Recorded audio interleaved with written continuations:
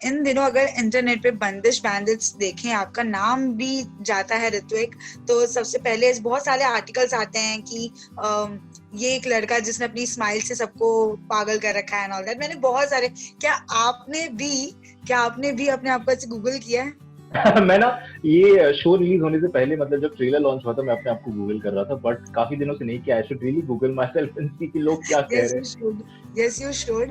Actually हैं। बहुत सारे लोग, आपकी बहुत सारी फोटोज के कोलाजेस बन के बहुत सारी अच्छी अच्छी स्टोरीज निकली हुई हैं। सो अरे हाँ, वाह, तो आपको देखना चाहिए अपने गूगल को। Definitely I should. मैं शायद इस कॉन्वर्सेशन के बाद सबसे पहले वही करूँ।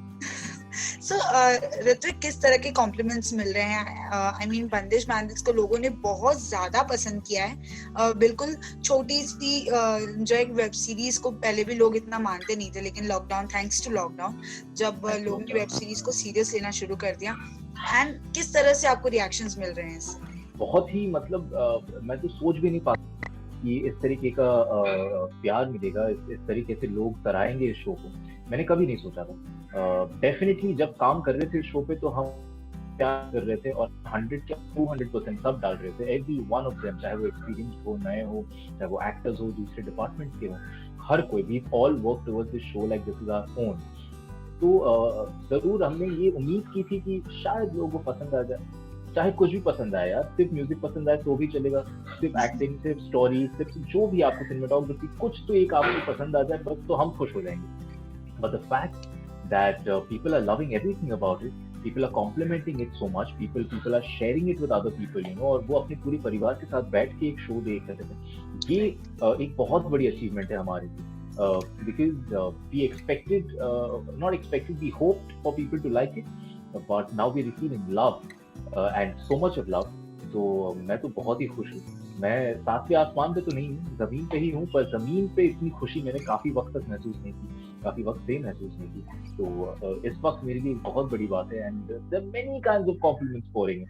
You know, there's so many things that people are saying, that you look like you're actually singing, that कैसे तुमने मैनेज कर लिया यार to stand in a frame with Nazir sir and Atul sir. So all of these things, you know, for me it's a huge deal, क्योंकि करते वक्त मैं नहीं सोच रहा था, करते वक्त मैं बिल्कुल ये नहीं सोच रहा था कि वाह वाह यार, ये मैं ऐसे ऐसे कर दूंगा तो लोगों की सच में एकदम सिंगर हूँ, या मैं बस नसीब हो जाता हूँ, अपने आप को कॉम्प्लीमेंट बन जाएगा। क्योंकि उस वक्त हम सिर्फ काम कर रहे थे और इतने प्यार से काम कर रहे थे कि कभी महसूस ही नहीं हुआ कि हम काम कर रहे थे। And I guess that kind that we emitted on set is what is being emitted back right to us from the audience. And इससे मैंने एक बहुत बड़ी सीख ली है इस पूरे शो के एक्सपीरियंस से, कि अगर प्यार से और एक कॉमन गोल के साथ एक पूरी टीम साथ आके अगर किसी चीज की तरफ काम करे, तो there is no way that you can go wrong with it, you know, because all you need to do is love your work for people to love it themselves, you know, and ये hopefully I remember this for the rest of my life. Hrithik, talking about your journey, हम लोगों ने आपको कुछ YouTube पे कुछ videos में देखा, यहाँ वहाँ हल्के फुल्के कहीं ना कहीं आप नजर आए। बंदिश बैंडिट्स जब आपके पास आई थी तो आपको लगा था कि ये बहुत बड़ा एक टर्निंग पॉइंट बनेगा आपकी लाइफ का? जी, इस शो को साइन करना ही मेरे लिए एक बहुत बड़ी टर्निंग पॉइंट थी अपने आप में। इसका सक्सेस या फेलियर बिल्कुल नहीं जज करता कि मैंने कुछ सीखा है या मैंने एक स्टेप लिया है आगे की तरफ। तो for me to be a part of something like this, क्योंकि मुझे पता था what I was getting into, you know, when I tested for it, मुझे पता था कि it's going to be an Amazon Prime Video show, it's going to be a musical by Shankar Ehsaan Loy, directed by Anand Tiwari, written by Amritpal Bindra. तो मुझे पता था कि it's going to be a big deal, you know. और जब मैंने शो साइन किया तब ये पता चला कि Naseeb sir, Sheeba ma'am, Rajesh sir, Amit sir, Kunal Roy Kapur, Rahul, ये सारे एक्टर्स हैं ऑलरेडी इस शो में। सो आई न्यू कि बस देखो, अब ऐसा है कि तुमने एक नया पड़ाव स्टार्ट तो कर लिया है। नाउ आप इस चीज पे, the fact they put so much trust in you, इतना भरोसा किया आप पे कि आप ये पार्ट करें, you know, for Amazon Prime Video, for to put much faith, that much trust in सब किया है कि ये लड़का राधे कर लेगा, ये पुल ऑफ कर लेगा एक 10 पार्ट सीरीज। तो वो अपने आप में मेरे लिए एक बहुत बड़ी अचीवमेंट थी। बट मेरा काम सिर्फ इतना था कि उनके भरोसे पे, उनके ट्रस्ट पे मैं खरा उतरूं, और hopefully I'm really hoping that they're happy with my work today, because I do know that the audience is feeling very happy, and I really, if अगर मेरे बस में होता तो उन सब के सब जितने भी लोगों ने ये शो देखा है, मैं पर्सनली जाके उनको एक हग देता और थैंक यू कहता उन्हें, क्योंकि ये बहुत ज़रूरी थी कि मैं I feel this kind of encouragement so that I keep working harder for the rest of my life. Ritwik, मैंने पढ़ा बहुत जगह और एक दो लोगों से सुना कि आप जो बहुत छोटे थे, शायद 4-5 साल के थे, तब से आपने सोचा था कि मुझे एक्टिंग ही करनी है। ये क्या था? जी। मतलब 4-5 साल के टाइम पे जब बच्चा बहुत छोटा सा होता है, वो कैसे कैसे उसने अपना करियर जो है आपने सोच भी लिया और आप बन भी गए। It's a long journey, you yeah must have absolutely, long journey about that. Yeah absolutely. और मैं ये काफी ऑफन ये मैं कहता रहता हूँ कि जो जो मेरा बचपन था ना, I was much much wiser and intelligent as a child. So मैं पहले काफी इंटेलिजेंट हुआ करता था, अभी धीरे धीरे बेवकूफ हो रहा हूँ, but hopefully I keep reaching inside and looking for the child with in me because it really makes me happy. वो क्या हुआ था ना, हम लोग एक हमारे घर में टीवी तभी जस्ट नया नया टेलीविजन स्टार्ट हुआ था, G network came out in 1992 and watching movies and everything, मतलब दूरदर्शन से आगे बढ़कर और चीजें देखने मिल गई हमें। तो उस वक्त मैं तकरीबन 4 साल का ही था जब टीवी पे बाजीगर नाम की एक फिल्म चल रही थी, और ये दोपहर का वक्त था किसी संडे में, and I was watching this film. और आई रिमेम्बर कि हमने जस्ट खाना खत्म किया था और मेरी माँ जो है, मेरी मदर जो है, वो किचन में थी और उन्होंने अचानक से एक आवाज सुनी और उन्होंने रियलाइज किया कि मैं रो रहा हूँ, और रो ही नहीं रहा हूँ, मैं फपक फपक के रो रहा हूँ, मतलब मैं चिल्ला चिल्ला के रो रहा हूँ। तो वो बाहर आए और उन्होंने मुझसे पूछा कि क्या हुआ। तो मैंने टीवी की तरफ पॉइंट किया और बोला कि मम्मी शाहरुख खान मर गया। एंड शी वेंट, अरे यार, she picked me up, she sat me down and she explain to me कि देखो बेटा, ये एक फिल्म है, फिल्म में होती है कहानियां, और शाहरुख खान जो है वो एक्टर है, वो हीरो है, तो वो एक किरदार प्ले कर रहे हैं, वो फिर से एक और कहानी में आएंगे, एक और फिल्म में आएंगे, तो तुम्हें रोने की जरूरत नहीं है। And when I heard this, you know, as a child I got mesmerised, क्योंकि मेरे लिए दैट वाज मैजिकल।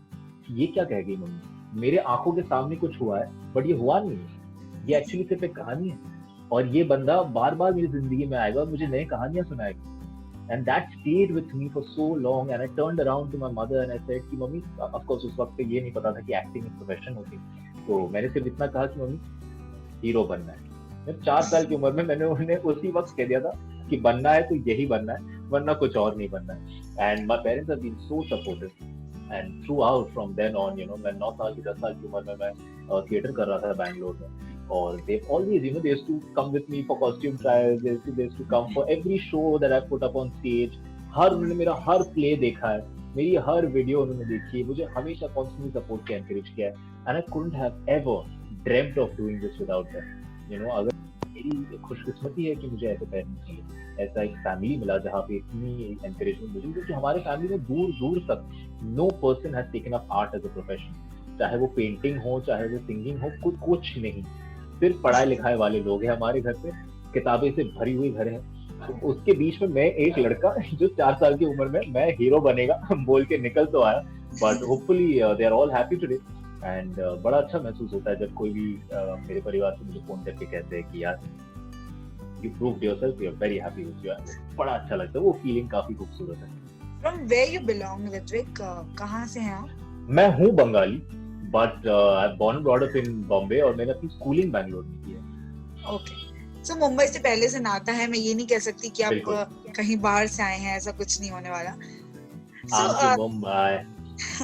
सो ऋत्विक, लेकिन जब कहते हैं ना, जैसे आपने बताया कि आपके फैमिली में कोई रहा नहीं है कभी भी, और आपने सोचा एक्टिंग करना है। Acting is not a easy profession, I mean कोई भी प्रोफेशन नहीं होता इतना इजी, लेकिन एक्टिंग में एक अलग लेवल की एक जो एक स्ट्रगल होता है, जिसमें लोग जैसे नवाजुद्दीन जैसे लोग हैं जो 14-15 सालों तक स्ट्रगल करते आए हैं। सो क्या आप ये कहते हैं कि आपकी भी लाइफ में एक स्ट्रगल रहा है, एक पीरियड रहा है ऐसा कोई?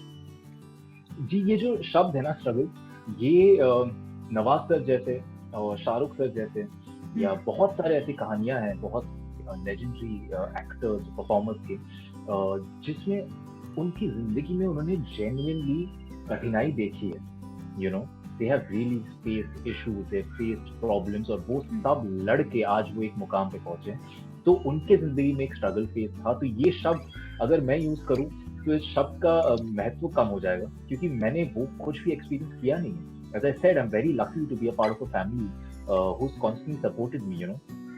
I have a roof over my head, मेरे पास एक छत है रहने के लिए और मेरे पास 3-4 टाइम का खाना है, मुझे स्ट्रगल किसी चीज के लिए कभी करना ही नहीं पड़ा, एक्सेप्ट फॉर द फैक्ट कि अगर कोई पूछे कि तुम्हें काम ढूंढने में स्ट्रगल नहीं हुआ, तो उसे मैं स्ट्रगल समझता नहीं हूँ। मैं उसे बस it's a part of your process. अगर मैं इंजीनियर होता तो मैं अपना रेज्यूमे लेके जाता इंटरव्यूज पे।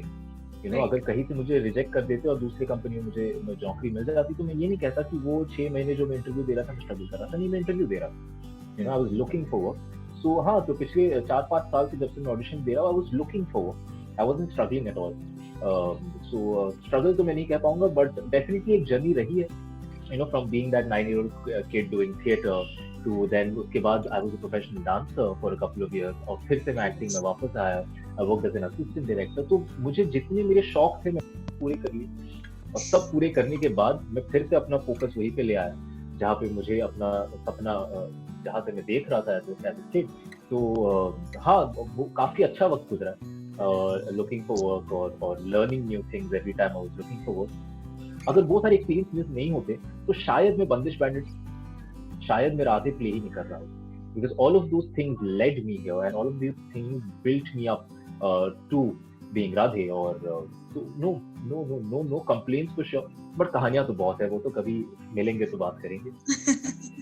So ऋतिक, इसके अंदर बंदिश बैंडिट्स में नसीर साहब थे जो एक बहुत ही बड़ा हाईलाइट है इस पूरी वेबसाइट, इस वेब सीरीज को लेकर।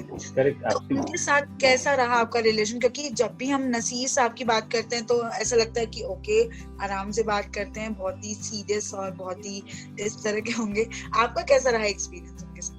बिल्कुल यही ख्याल थे मेरे दिमाग में, घर पे कह रहा हूँ, मेरे दिमाग में जब मैंने सबसे पहले जाना कि नसीर सर पंडित जी प्ले करने वाले, तो मुझे तो पता था कि देखो भाई, तुमने सारी जिंदगी इनके काम को देखा, इनके काम को सराहा, and I am a huge fan boy, I love Naseer sir, I have always looked up to him. तो मैंने अपने आप को बोल दिया कि अपना मजाक मत उड़वाना, don't make a fool of yourself, just make sure कि डिग्निफाइड रहना। नसीर सर है यार, मतलब थोड़ा just maintain distance, make sure you treat him with respect. और ये सारी नोशन के साथ मैं गया था, और मुझे पता था कि मैं बहुत नर्वस होने वाला हूँ। और पहले दिन जब मैं उनसे मिला, उनके घर पे गया था मैं रीडिंग करने उनके साथ, और ओहो, उस वक्त दरवाजे पे खड़े हुए जो पसीने छूटे मुझे कि मैं क्या करूंगा, अंदर जाके क्या कहूंगा, क्या ही होने वाला है। But that man, he is so warm, जैसे ही मैंने उनको देखा और उन्होंने स्माइल किया मुझे देख के, मैं अपने आप पिघल गया वही यार, ये मैं क्या इतना प्रेशर लेके घूम रहा था। he is so welcoming, इतने वार्म है वो, और इतने प्यार से उन्होंने मुझे एक्सेप्ट किया कि ऑनेस्टली मुझे पता था कि पंडित जी और राधे की एक सर्टेन लेवल ऑफ रिलेशनशिप, एक केमिस्ट्री होनी पड़ेगी for it to translate on screen, but I have no contribution to it, it's all him. he treated me like an equal। He literally on set of it during preparation, उन्होंने मुझे अपना colleague ही नहीं, as a friend treat किया है, जो मेरे लिए बहुत बड़ी गर्व की बात है। I show off about it कि I am actually friends with Naseer sir today, so मुझे डर नहीं लगता। बट मुझे पता है कि जब पहली बार वो मिलने गया था मैं कितना डरा हुआ था, बट आज मेरे पास उनके लिए ना ही सिर्फ रिस्पेक्ट है बट प्यार है, because today I am not only a fan of his work, I am fan of the kind of human being ही है। और होपफुली मैं कुछ क्वालिटीज उनसे इनवाइट करूंगा, और hopefully I'll try my best to have the kind of passion that he has for acting for the rest of my life। तो क्या कुछ सीखने मिला उनसे? मतलब एज अ पर्सन, एक्टिंग में तो आपने बहुत कुछ सीखा ही होगा, एज अ पर्सन भी आपने क्या किया, क्या सीखा उनसे? मैंने एज अ ह्यूमन बीइंग यार देख, अगर तुम किसी चीज को लेके खुश नहीं हो तो तुम किसी और को भी खुश नहीं कर पाओगे। if I'm not happy with my work, with my life, with what I want to do, or with what I'm doing, then the people watching it will also not be happy. It's as simple as that. मैं वो कभी translate ही नहीं कर पाऊंगा। That's why that man till date, after having 45-50 years of experience as an actor, आज भी जब आप उनको सेट पे देखेंगे, he is so happy, he's childlike, वो इतने खुश होते हैं कि वो सेट पे है, वो काम कर रहे हैं, वो एक्टिंग कर रहे हैं। वो उस तरीके की फीलिंग अगर एज ए ह्यूमन बीइंग में हर चीज में, चाहे मैं खाना ही पका रहा हूँ अपने लिए, अगर मैं खुशी से अपने दिल से उस चीज को करूँ तो खाते वक्त भी मजा आएगा, किसी और को परोसते वक्त भी मजा आएगा। तो ये चीज मैंने उनसे सीखी है, एंड होपफुली ये मुश्किल होने वाला है बहुत ज्यादा, but hopefully that I can continue having this feeling forever।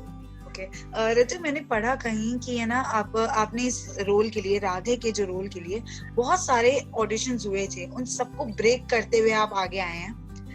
Auditions आपके लिए मुश्किल होते हैं? एक क्वेश्चन, और दूसरा कि ये जो फीलिंग है कि इतने लोगों को पछाड़ के जब एकदम आगे आगे आ गए हैं और ये रोल आपने ले लिया है, तो ये क्या फीलिंग थी? ऑडिशन मेरे लिए बिल्कुल बिल्कुल भी आसान नहीं होते। आई हेट ऑडिशन, बहुत जेन्युइनली मैं कहता हूँ। और इसलिए नहीं, the process of auditioning is very very important. और अगर ये ऑडिशनिंग का प्रोसेस नहीं होता तो हम जैसे एक्टरों को शायद मौका नहीं मिलता। तो thanks to casting directors, casting agencies and productions like still and film and platforms like Amazon Prime Video, जिन्होंने ये मुकाम बनाया है, एक प्लेटफॉर्म हमारे लिए बनाया है कि यहाँ पे आके आप ऑडिशन दीजिए। If you fit the part, you get the part. If you don't, then let's try for something else. तो thank god for audition. But मैं इतना नर्वस होता हूँ ऑडिशन के टाइम पे यार, मैं इतना ज्यादा डर जाता हूँ, मुझे पता नहीं क्या होता है। मुझे कॉन्स्टेंटली फीलिंग होती है कि कोई मुझे जज कर रहा है। तो मेरे ऑडिशन मुझे तो लगता है कि कभी अच्छे नहीं होते। बट मेरी खुशकिस्मती है कि मतलब इस शो के लिए जो मैंने ऑडिशन दिया, और दैट वाज बीइंग वॉच्ड, वो आनंद तिवारी देख रहे थे। और आनंद तिवारी एक ऐसे डायरेक्टर है, वो एक ऐसे इंसान है जो ये कभी भी ऑडिशन देखते वक्त ये नहीं देखते कि यार इसने ये सीन अच्छा किया या उसने ये डायलॉग अच्छा बोला। It's very simple, I had asked him once कि when you are watching an audition what you watch. और उन्होंने बहुत ही प्यार से ये समझाया था कि यार देख, एक्टिंग जो है ना झूठ है। Everybody watching it knows that I am lying, everybody performing it knows that it's a lie. We all know कि मैं राधे हूं नहीं, मैं राधे प्ले कर रहा हूं, ये एक झूठ है।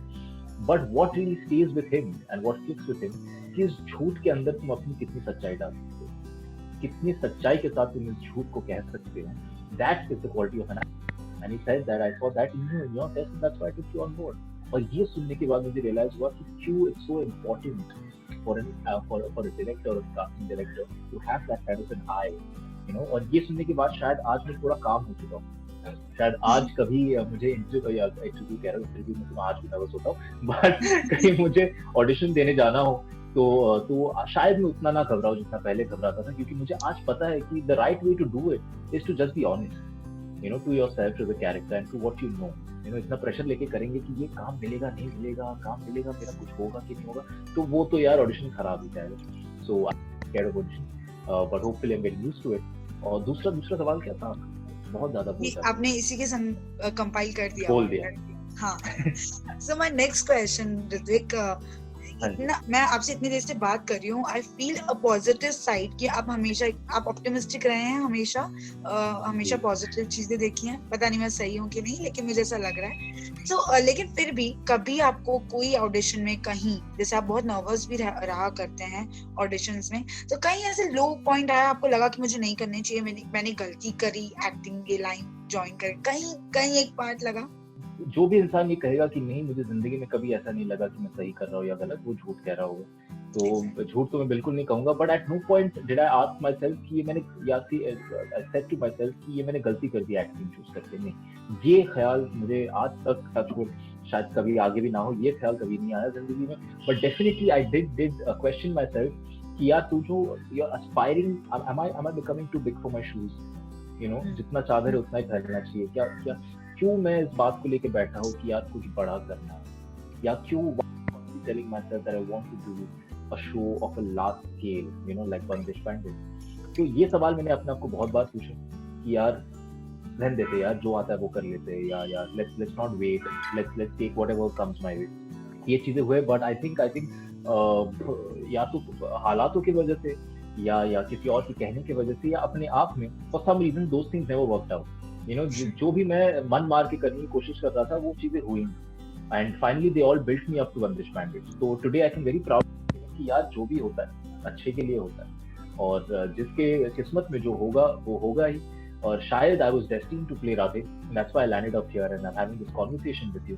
तो हाँ, बहुत बार नेगेटिव एक्सपीरियंसेस भी हुए, नेगेटिव थॉट्स भी आए, but as you said I do, ये आपने बहुत सही चीज पकड़ी है मेरे बारे में कि मैं हमेशा जिंदगी में अभी तक तो यही कोशिश रही कि जो भी उतार चढ़ाव आए या जो भी अच्छा हो या बुरा हो, उसे अच्छी तरीके से देखो। क्योंकि यार क्या है, at the end of the day you just have to keep living, right? I do choose to live happy और live sad, so I choose to live happy. I'm better off like that.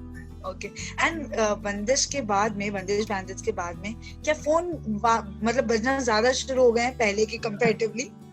हाँ, और मुझे बिल्कुल phone नहीं पसंद। मुझे बातें करना, टेक्सटिंग करना बिल्कुल नहीं पसंद। कोई इंसान मेरे सामने बैठा है, मैं 4, 5, 6 घंटे बिना रुके बातें कर सकता हूँ। मुझे बड़ा मजा आता है सोशलाइज करने में, लेकिन फोन पे वो टिक टिक टिक टिक टिक, अरे भाई होता ही नहीं है।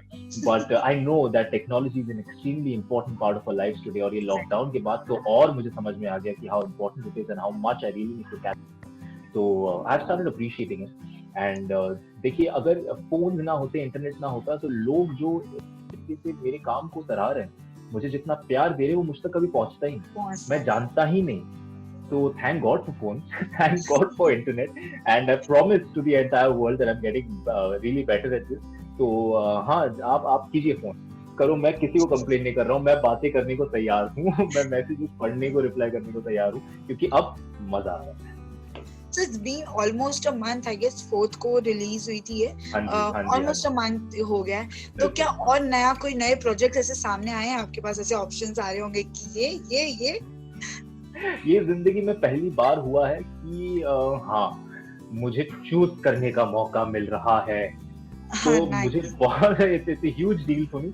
बट अभी तक कोई किसी चीज पे हमने फिक्स नहीं किया अभी तक, but we are really hoping कि अगला मैं जो भी करूँ, मुझे उतना ही मजा आया जितना बंदिश बैंडिट्स करने में मजा आया, और उतना ही मैं एक्साइटेड हूँ।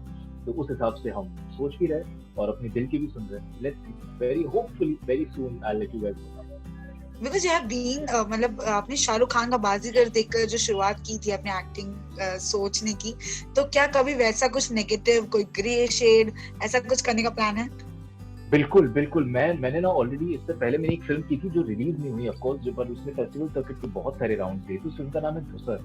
वहां पे मैं एक 16 साल का लड़का प्ले कर रहा था, जिसने अपनी पूरे फैमिली की, उसने ट्रिपल होमिसाइड कमिट की थी, उसने अपनी पूरी फैमिली का मर्डर किया था, और ये एक रियल लाइफ कहानी से निर्धारित है।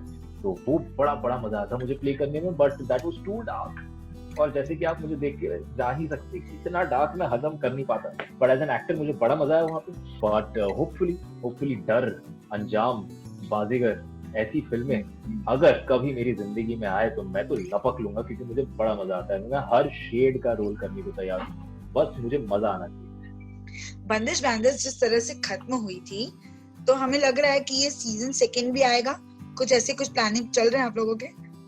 मुझे भी लग रहा है, पर मुझे Amazon Prime कुछ बता ही नहीं रहा। but I really hope very soon Amazon Prime gives us the good news. Let's see. Okay, we'll also hope कि अगर सीजन 2 आए तो एक बार फिर से ये जो पूरी म्यूजिकल जर्नी थी, बहुत ही अमेजिंग जर्नी थी, और लोगों ने आपको बहुत पसंद किया। I loved your character and your acting. Thank you so much for giving us such a good series to watch in this lockdown period. Thank you so much. Thank you so much for having me. Thank you. आपने मुझसे बात की, मेरे लिए बहुत बड़ी बात है। Thank you for that. Thank you so much.